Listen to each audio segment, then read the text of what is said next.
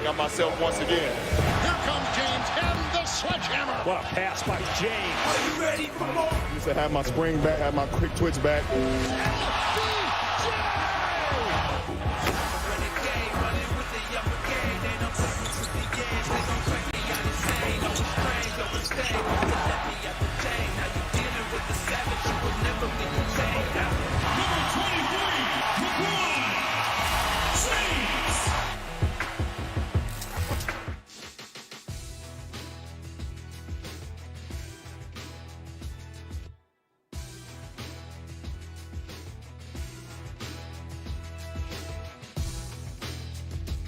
Hello.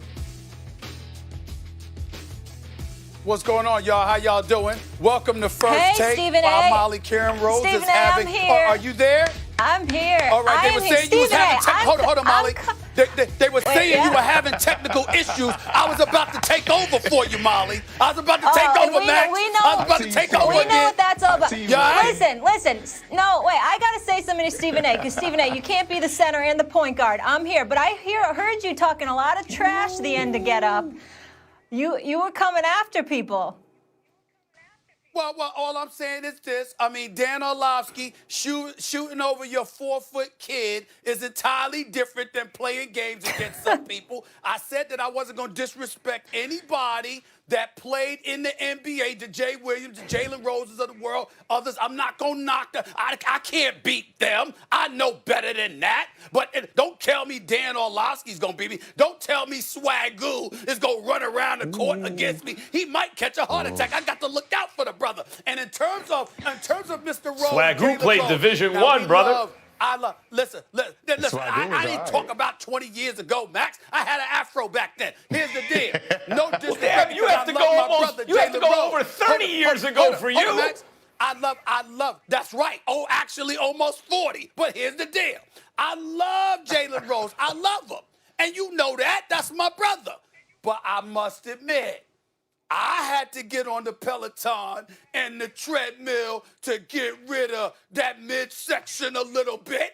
I think Jalen Rose needs relax. to join me. He's only got to worry about one person, and that person is not complaining. So he's all good. Jay Will, Max Kellerman, always good to see you guys. I love essays coming out, guns a-blazing. Let's get it, gentlemen. Stephen A. is not the only one that's spoken. LeBron James also spoke to the media directly for the first time since the suspension of the NBA season due to the coronavirus pandemic on a video conference call. His Lakers had the best record in the West prior to the season coming to a halt. Here's King James. Going to have any closure. An opportunity to finish this season. I will have some satisfaction, like I said, on just being with my brothers, being with my guys, thinking about some of the road trips that we had, thinking about some of the games that we lost, some of the games that we won, some of the games that we overcame, and then that everything that we've been going through this season, just the ups and downs, not only on the floor, but off the floor. Mr. Smith, I am starting with you, my friend. If no more games are played, was LeBron's season still deemed a success?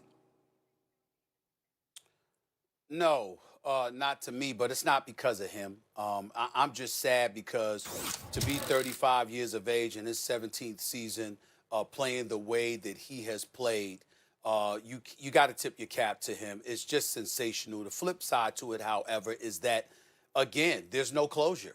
There's no closure. LeBron James, as I've said on many, many occasions, graduated a long time ago. We take for granted, and maybe we should, his success from October to April.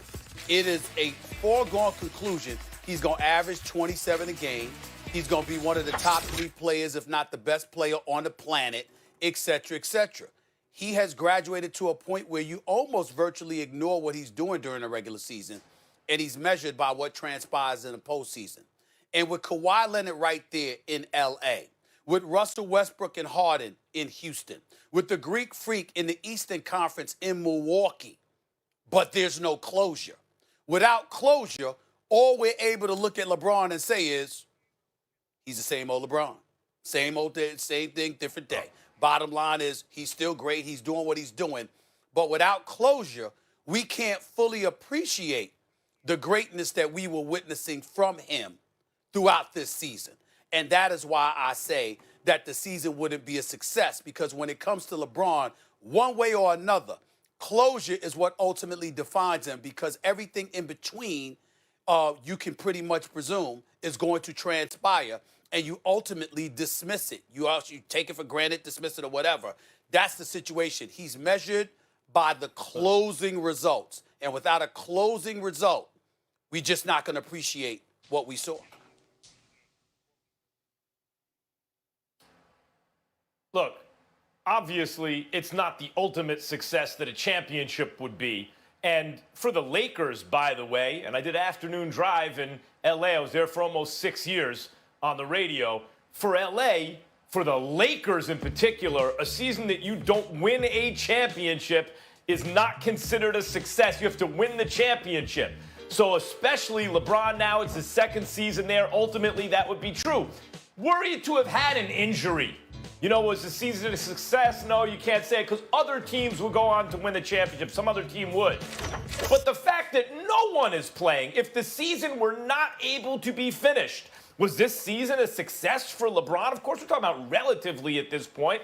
But yes, you'd have to say yes. You're right, Stephen A.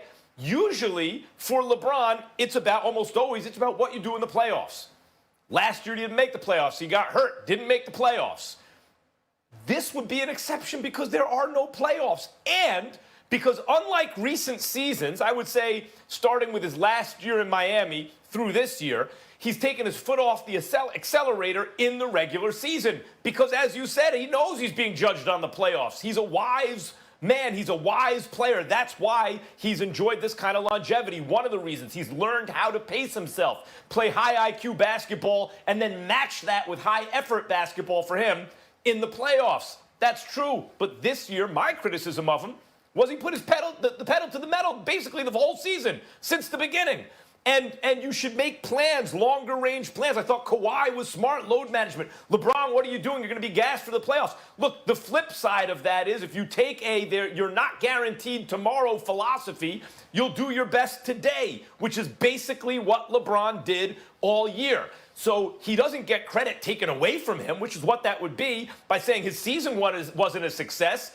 He played outstanding ball, like even by his standards, from wire to wire, however you want to measure those wires. And he beat Giannis and Kawhi in back-to-back games toward the end of what might be the end of the regular season, which also kind of puts a stamp on it. It's not like, Kawhi kept getting him. He couldn't beat the Bucks. He has the second best record in basketball, the best overall in the Western Conference. He got the wins against the Bucks and Kawhi, the Clippers against the Bucks and Giannis, the Clippers, Kawhi. He did that toward the end of the season.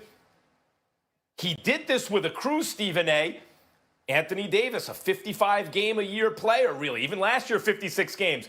LeBron's coming off catastrophic injury. The rest, there's no other all-stars on the crew. It's a great and successful season for him so far. And if so far is all we got, that's a successful season. Stephen A. Smith, I agree with you. Max, I disagree with you. There are two ways to look at this. One is a rational perspective, which I can understand as a fan. You would have a rational perspective on this. When you think about it, Max, you're looking at, hey, this is his first year with a new team, first year new coach, first year with the duo system with him and Anthony Davis. He, led the league in assists. They're top of the Western Conference. That's a rational way to look at it. I think LeBron can look at it that way 10 years from now, when he can put the game into perspective. But as an athlete, I never look at things rationally, Max. I'm irrational. That's what makes me great, right? I think I could do things that the normal person thinks I could never do. That's what is my dare to greatness. Now, we compare him to Michael Jordan as far as mindset. I know LeBron James is incredibly competitive. So when you look at this season as a whole, and Stephen A. Smith said it, year 17, 35 years old.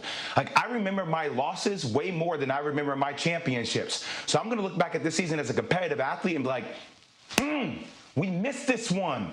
We missed this one. We had this one. So yes, can I say this season maybe surpassed my expectations? Yeah. Can I say this season was maybe satisfactory because of these things that we were able to accomplish? Yeah, but ultimately, as a competitive athlete, I measure my success based upon winning the championship, winning it.